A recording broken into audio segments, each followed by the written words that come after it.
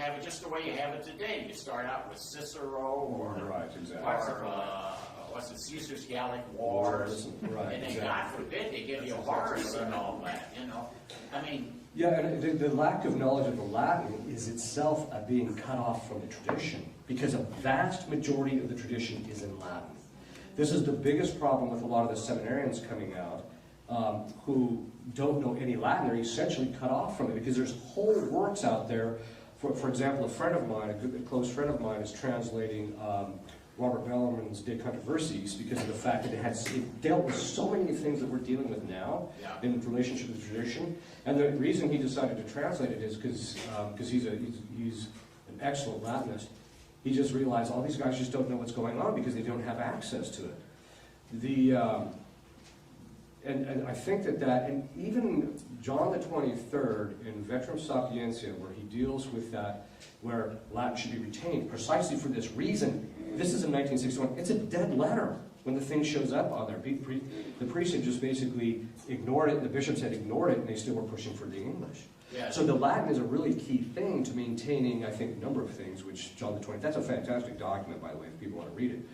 But, you know, in addition to, it gives people the actual access to the tradition. When I was in Rome, the year I was in Rome, I was the only student in the philosophy department who wrote his doctoral dissertation on St. Thomas Aquinas in the university that I went to. I was the only one. And I asked... What university was that? University of the Holy Cross, the one run by the Opus Dei, which is actually, at the time, was a fairly decent, I mean, all things considered, it was fairly decent. So what happened was, I started asking the people around, what did you want to write at St. Thomas? I said, oh, I'd really like to write at St. Thomas, but I don't know Latin. I was the only doctoral candidate student in that university, in the philosophy program, that actually knew Latin.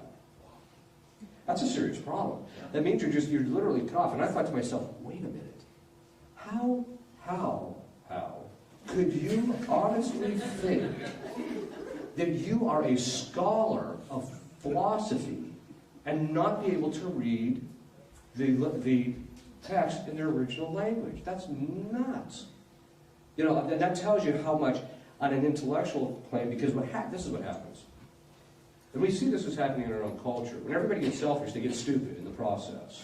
And that's what's happened. As modernism set in, the intellectual gas ran out very quickly. So now we're actually in the superficial stage of modernism, where you just hear things that are just intellectually daft. I mean, they don't even have any. You listen to me like, really? You believe that? I mean, we could wipe that out with just one syllable.